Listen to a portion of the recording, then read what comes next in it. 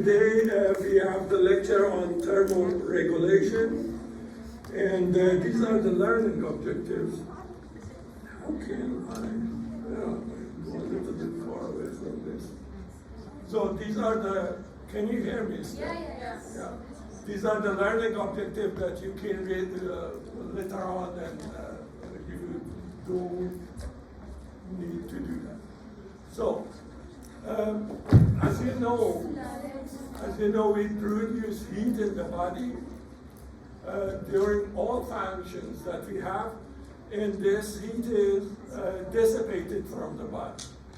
And normally, the heat production must be equal to heat dissipation, or the heat dissipated to the outside, to keep the body temperature constant. Because if you produce more heat than you dissipate to the environment, then that heat will be stored in the body, and then the body temperature will rise. To have a constant body temperature, the heat production must be equal to heat dissipation, to heat loss. And therefore we learn by these lectures the mechanism for heat production, and also the mechanism for heat loss, also heat dissipation. And then by constant body temperature, then both mechanisms should be equal. Did you get the idea? It is the balance between production and dissipation. So, and body temperature, the result is the result of that balance. And now the question is, what is body temperature? If you look at the body, here you have a core.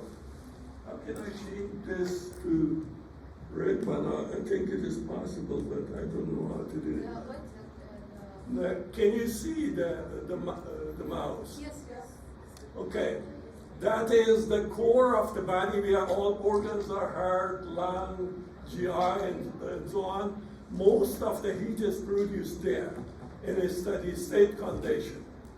Okay, and then that part of the body, we call it body core.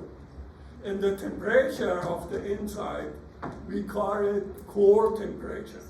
Okay, the core temperature is constant, always constant, 37 degrees Celsius.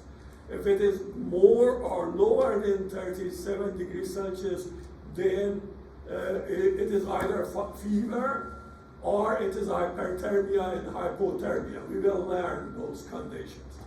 But the temperature of the peripheral part of the body is not constant. It depends on two things.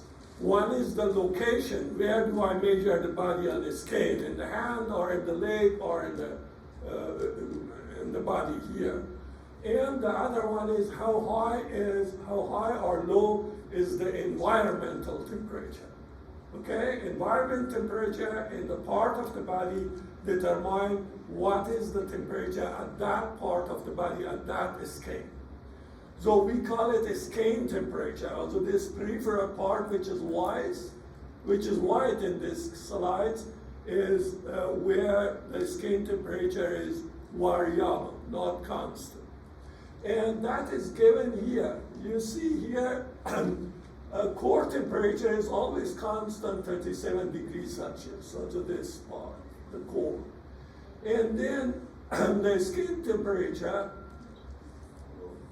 is here. If you look at the food, for example, at the environmental temperature of 20, it will be 23. And the head temperature, the skin on the head, it will be 33. And if you look at the food by another temperature, environmental temperature, for instance, 30 degrees Celsius environment, like today probably, then you see the food temperature will be 33 and the head temperature is 35. So they are variable. You don't need to these numbers. I just want to show you that the skin temperature is variable depending on the outside temperature and the location in the body. But the core temperature you should know, that is constant 37. And because there are many different temperatures, we average them, these skin temperature, we average them from all parts of the body and call it mean skin temperature. Mean skin temperature is 34 degrees of Celsius, okay, by a normal outside temperature. And then, what is the body temperature? The mean body temperature is an average from its mean skin temperature and the core temperature. If you take the core temperature and the mean skin temperature and average them, you call that temperature body temperature. That is what we normally measure by everybody, okay? And location for the measurement of T-core, certainly what we as physicians need to know is the core temperature, because that is constant. And the closer we measure the temperature to the core, the better is the measurement. Therefore, the rectal measurement is better than oral measurement and better than the axillary measurement. Because the closer you come to the core, the better is the measurement of the core temperature, okay? This temperature, they measure at the gate there to see you have COVID-19 or not. That is absolutely useless. That is a temperature in the skin and also in peripheral parts, and that could be so variable that any temperature is possible to measure there. So, and now if we go further, the body temperature, even the core temperature, fluctuate a little bit during the day. That is what we call circadian rhythm of temperature.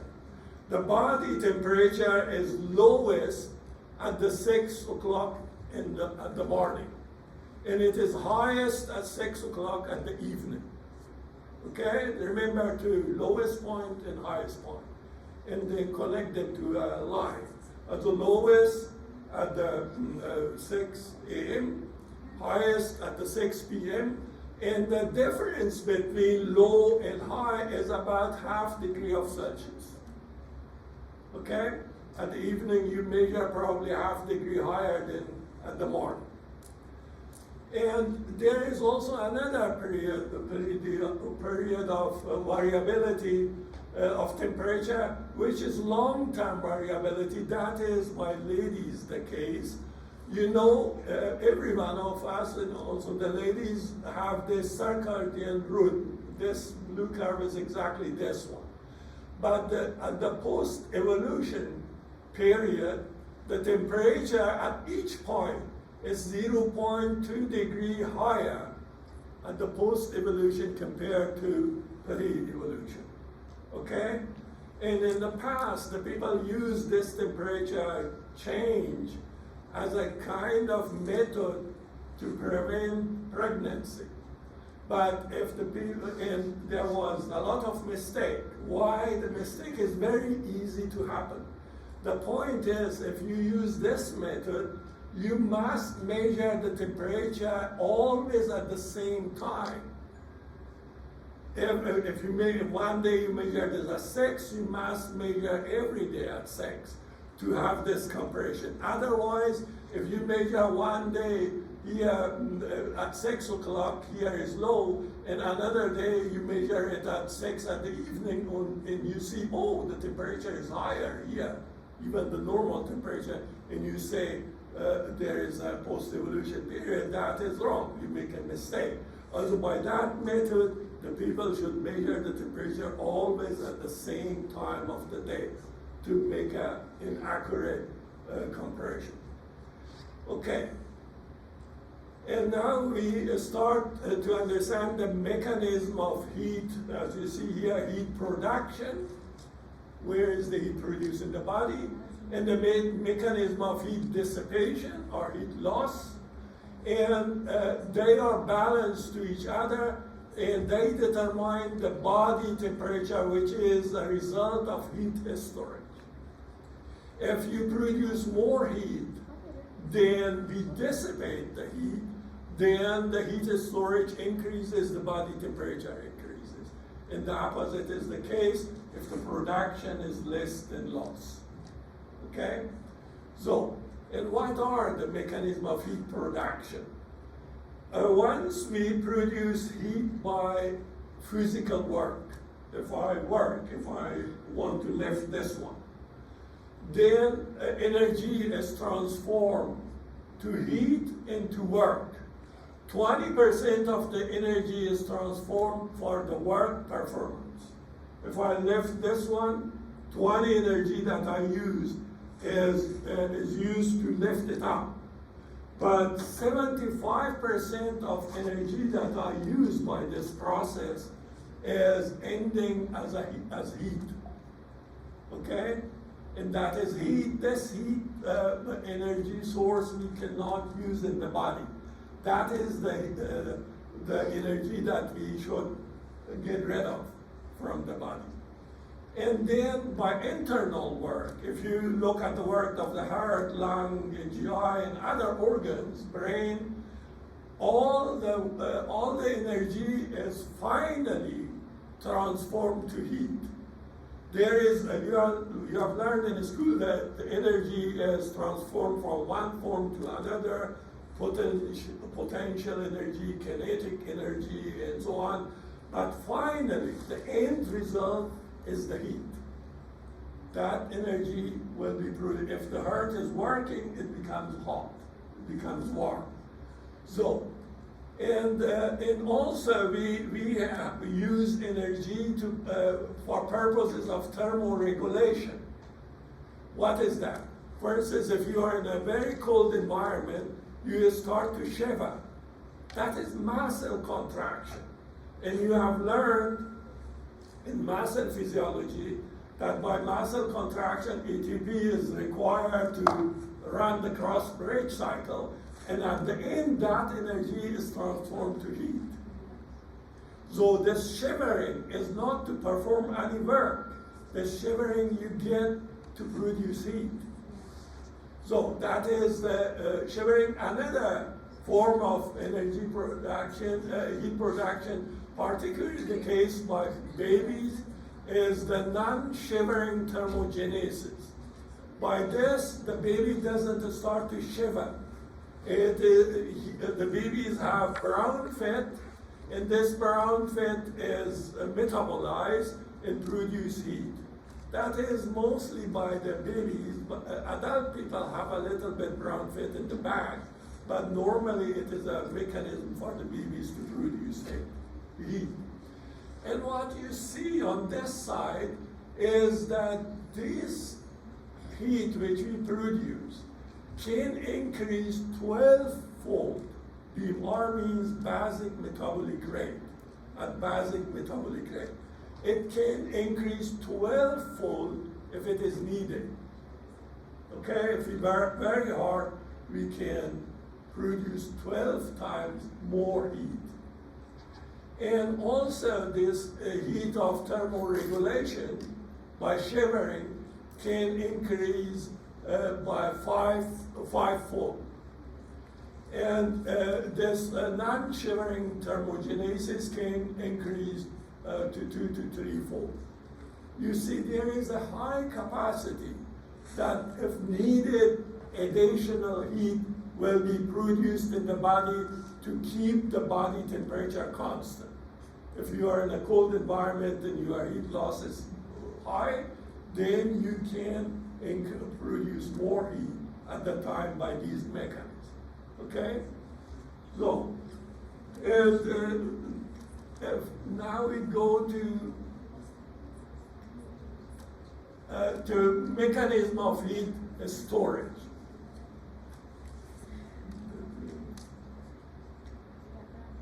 Yeah. Okay. Let's assume all this heat that we produce in the body will not dissipate, will stay in the body, and we cannot lose that heat. Okay? That is an assumption. Let's assume this. And then by normally, that is the definition of kilocalorie you learned in school, that the energy which is required to warm up 1 liter of water by 1 degree is a calorie, a kilocalorie. 1 liter by 1 degree is a kilocalorie. And we as human beings, we have an average of about 60 kilograms. Okay? And we are somehow like water. 70% of our body is water. Therefore, functionally, we behave like water. So, if we have a body weight of 70 kilograms, then a 60 kilocalorie, which remains in the body and cannot be dissipated, will increase our body temperature by 1 degree Celsius. It means every 60 kilocalorie that we produce, if we don't dissipate, would increase our body temperature by 1 degree. And if we work, for example, because in a minute, normally we produce 1.2 kilocalorie heat in a single minute. Therefore, 50 minutes are required to increase our body temperature by 1 degree. So every 50 minutes, your body temperature will increase by 1 degree if you're not able to dissipate the heat. Okay? And if we work hard, and our heat production goes to 11 kilocalorie per minute, then you see every 5 minutes, your body temperature will rise by 1 degree Celsius. If there are no heat loss, every 5 minutes, it is tremendous. After 10, 15 or 20 minutes, you will die. Because, a little bit more, half of hour, because by temperature of 34, 35, then it becomes very critical for the functions of the body. So you see how critical it is that we are able to lose the heat to the environment. And therefore now we look at the mechanism of heat dissipation. So how can we lose the heat? As I told you, most of the heat is produced in the core of the body. And to lose it to the environment, this heat must be transported from the core, from the organs inside, to the skin. Because directly it has no access to the outside world. The heat must be transported from the core to peripheral part of the body to the skin, and then can be dissipated from the skin to the environment. And this transport, come on. Okay, that is now here our skin, and therefore the heat must be transported from the core to the skin. And you see this transportation, this red arrow, bring the heat from the core to the skin, and that is blood flow. How can the heat be transported? The blood flow through inner organs, becomes warm, and this blood goes to the skin and make the skin warm. So the heat transport from the core to the skin is happening by blood, by perfusion of the skin, by blood flow of the skin. And now the heat will be dissipated from the skin by different mechanisms. And they are, one is the mechanism of conduction and convection. Conduction is that if two bodies have attached to each other, then the heat will be transported from one to the other. The cold one becomes warm because the heat goes due to temperature difference. And this is conduction. Convection is that, for example, the air comes, the air connects to is attached to our skin, the air becomes warm, and this air move away. The wind blow the air, and the cold air comes in. And the cold air becomes warm and moved away. And that is convection, because the medium which receives the heat will be transported away. Okay? That is convection. And both together is conduction and convection. And another mechanism is the radiation of the heat. That is, if you, in a cold day, if you sit in the sun, then if you face the sun, you become warm. You feel that you become warm. But if you measure the temperature of the air, that is cooler than your body temperature. If the temperature of the air is cooler, you lose the heat from your body to the air. But you cannot receive the temperature from air to make you warm. This is radiation. The heat of the sun radiate to your body. It is independent of the temperature of the air in between. Or if you make fire and you sit in front of fire, this side of you becomes warm and the back is cold. This side, because the heat radiates always from a warm body to a cold body. Okay? That is radiation. And then we have evaporation.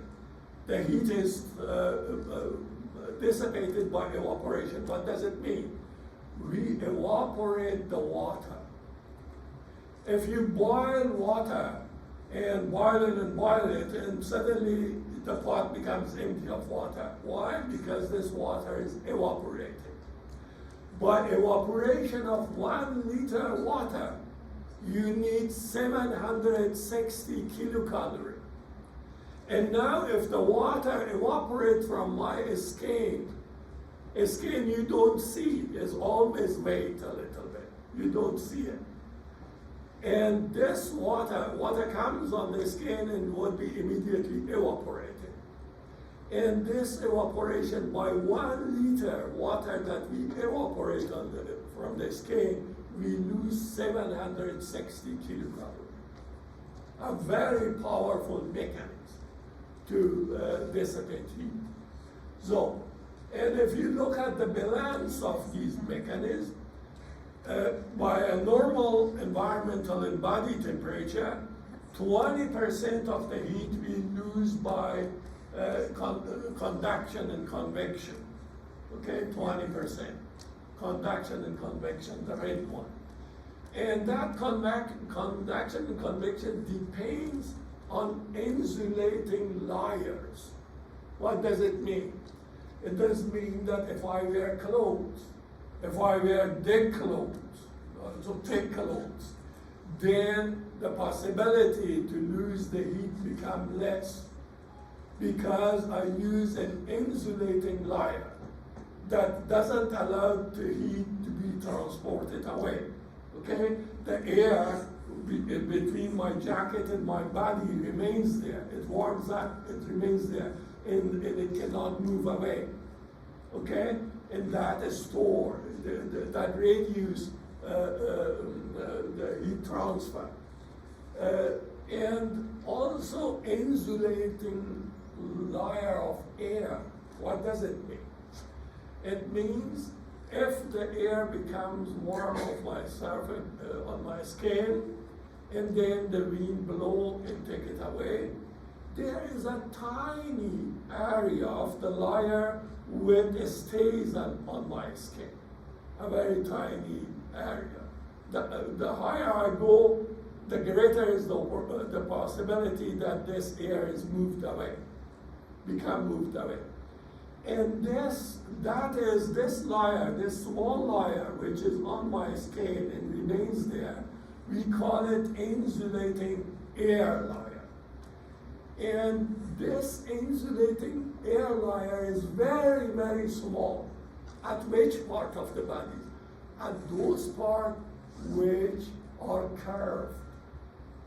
Where is it curved? It is the nose curved, it is the ear is curved, it is my fingertips are curved. At these positions, this insulating air layer is very thin, then the heat dissipation is here higher or lower? Higher. And that is why you are freezing in the winter in the nose and ear and fingers. Because the insulating layer there is very thin and the heat dissipation is greater. Okay? And then we have 50% of the heat that we produce is dissipated by radiation. You cannot imagine, that is the most important part. Our body is warmer than the stones are some places in this room, and we radiate heat to these cold walls, for example.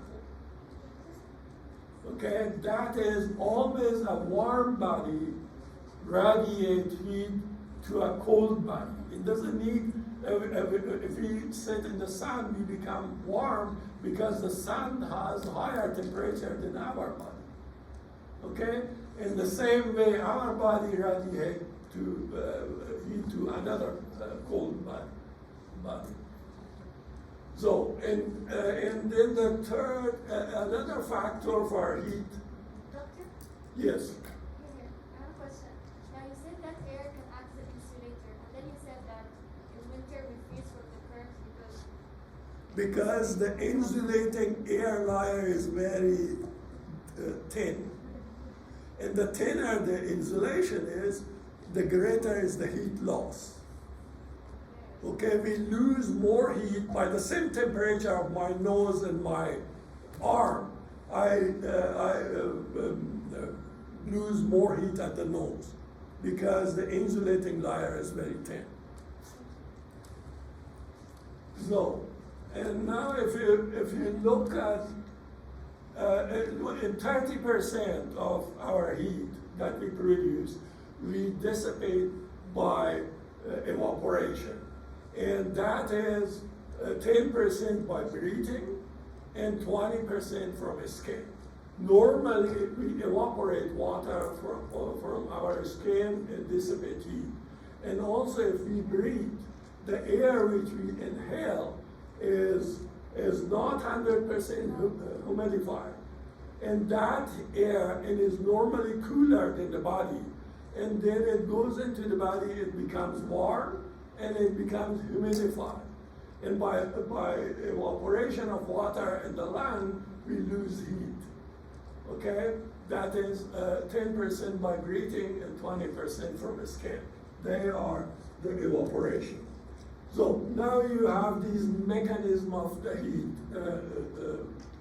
dissipation, and the sum of all these mechanisms together, you say by radiation, by evaporation, and by conduction and convection, all these things together, the sum of this gives the dissipated heat, and that must be equal to produced heat to keep our body temperature constant. Okay? So, one important thing here is still, and that is this sentence.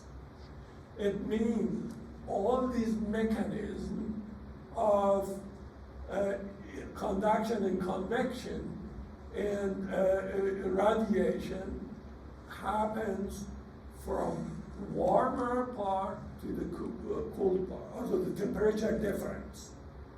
If I can lose heat by radiation and by conduction convection, only if my skin temperature is higher to that body at which I lose the heat. For example, air or by radiation, the cool walls or something. So all this, the temperature difference is the driving force for the heat. And now look, if our environmental temperature becomes higher than our body temperature, in Riyadh in summer, by a temperature of 45 degrees Celsius outside, and our body temperature, skin temperature, maximal 37, then the outside temperature is higher than inside temperature. If we are outside, we receive heat from the outside.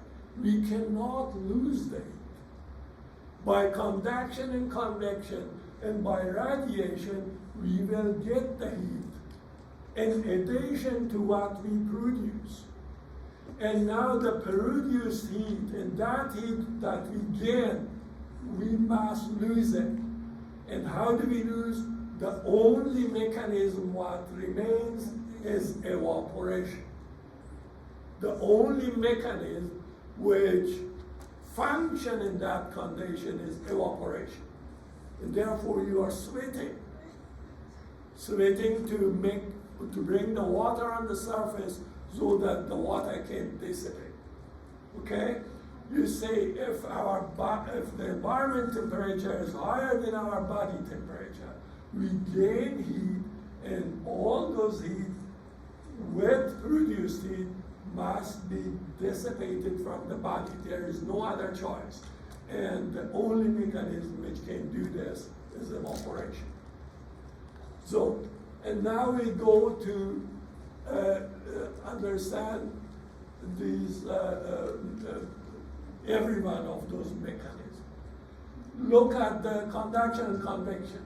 It is proportionate to temperature difference between skin and ambient.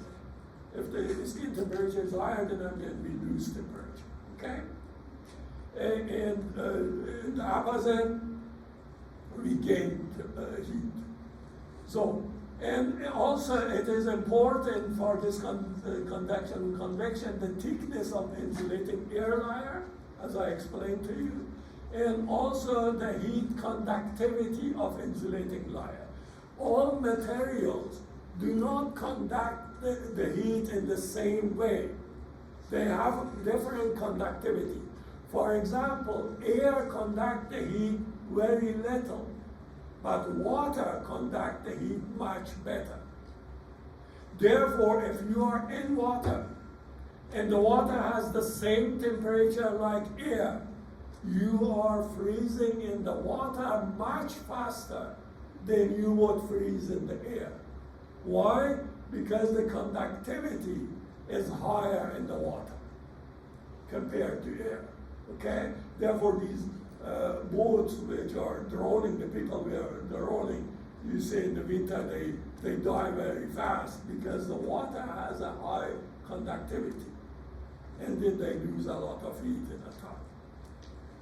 So, and by radiation, you see again that the heat loss is depending of temperature difference. But here the temperature difference is in the power of 4. It is very effective because it is in the power of 4. But again, the warm body radiates heat to the cold body. Okay? And now we look at evaporation. Evaporation, as I told you, is the only mechanism that can dissipate heat even if the environmental temperature is higher than the body temperature, and we want to see why. If you look at this, first the balance. 760 kilocalorie, I said that is wrong. Sorry, I made a mistake. We lose 580 kilocalorie per liter of water that we dissipate. 580, not 760. Okay, as we learned, we lose the heat by lung ventilation because by convection, because the air becomes warm after we inhale, and by evaporation because it becomes evaporated with water vapor. And also evaporation from a skin depends on it is not the temperature difference. P is not temperature, temperature is T. P is partial pressure of water vapor. Water vapor pressure is that. It is proportionate to water vapor pressure of the skin minus water vapor pressure of the outside. Okay? Not directly temperature, water vapor pressure. And what is in water vapor pressure depends on 2 factors as we look here. Depends on temperature and depends on humidity, the water vapor pressure. And come on.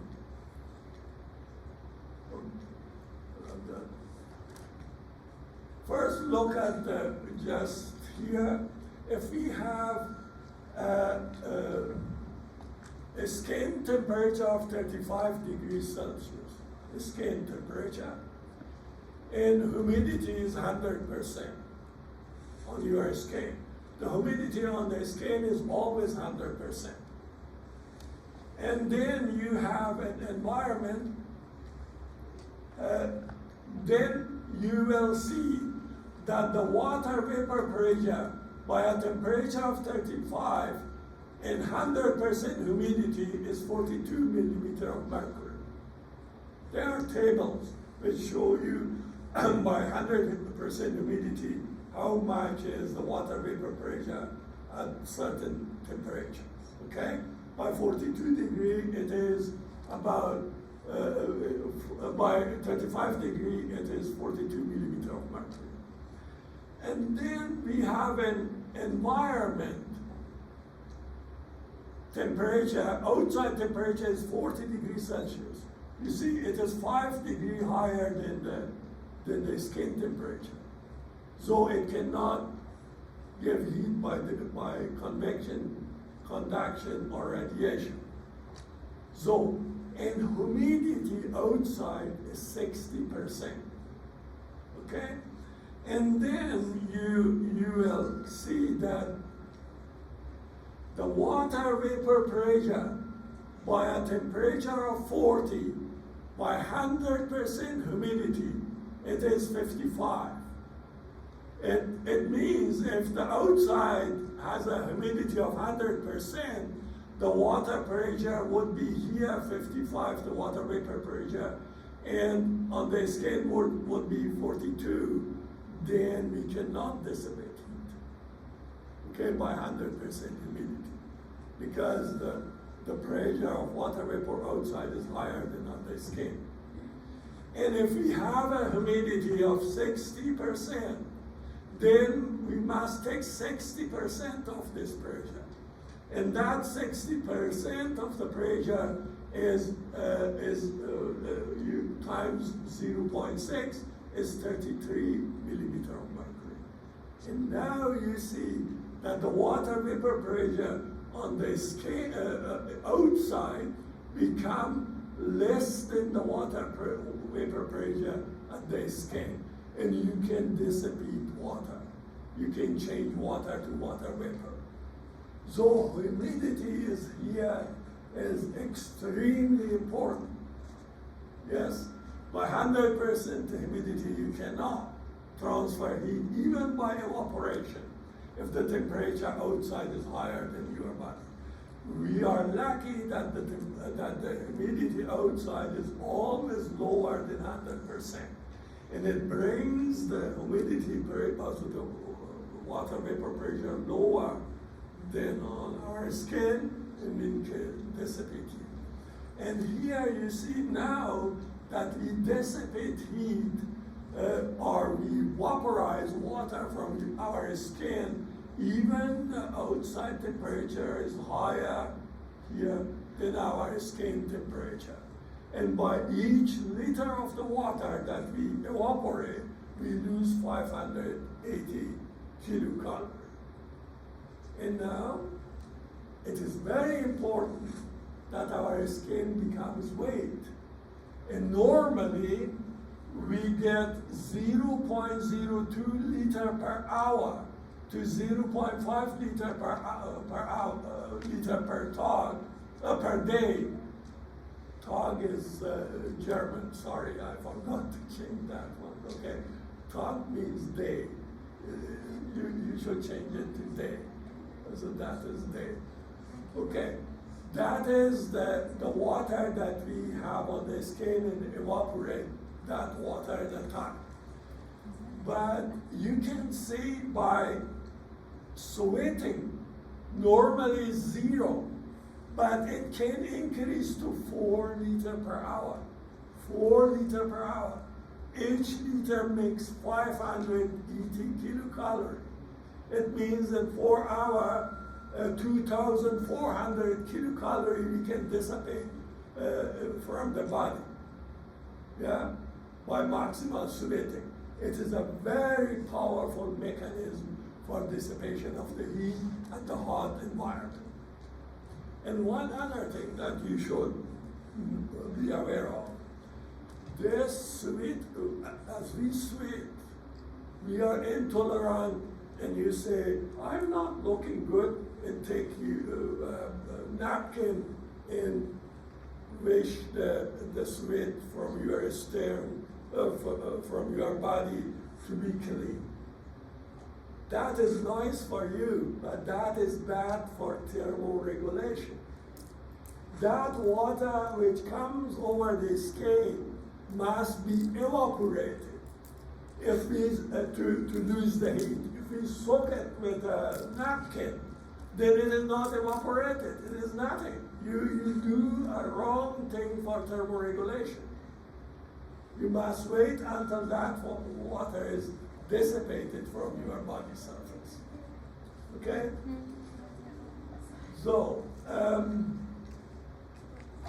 and now these were the mechanism of heat dissipation from the skin. And now we talk about it, how the heat which is produced in the core of the body transported to the skin. And as I told you, this transport is happening by blood flow to the skin. And you see this blood flow to different parts of the body is different. Blood flow to the fingers can increase 600-fold. 600-fold.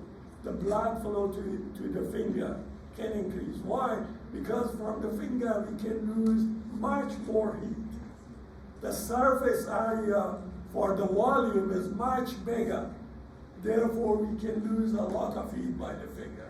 And therefore, a lot of blood flow goes to the finger. And then you see the blood flow in the arm, in the hand will increase by 30-fold. And the blood flow to this part of my arm can increase by 7-fold. You see, in hot environment, the blood flow to the skin increases into different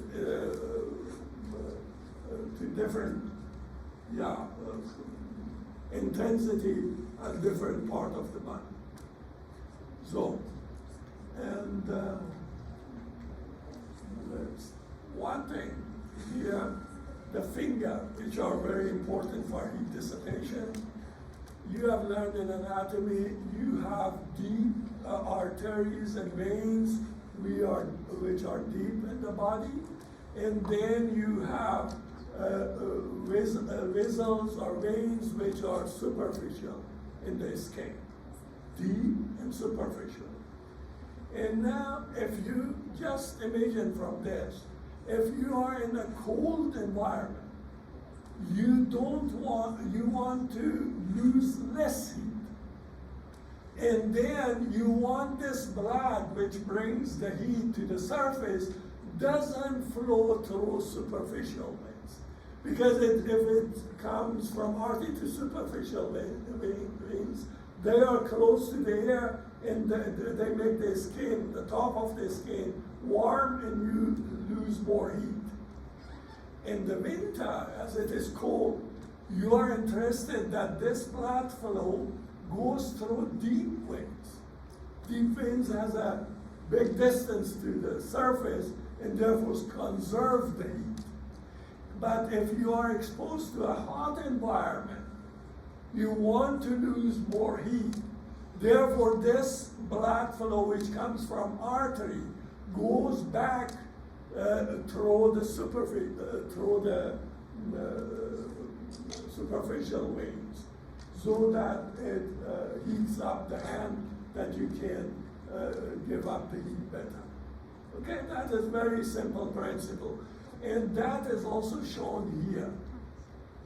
Let's say environment temperature is 35, that is a hot temperature.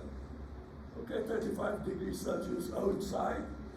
And the blood flow, you see, comes, these are the arteries, and this blood is flowing through superficial veins. These are the superficial veins. And the deep veins are closed, so that the heart becomes warm and can dissipate heat. And if we are going to the cold environment, you see the temperature here, the arterial blood has a temperature of 37. This blood goes back to the body, has a temperature of 36.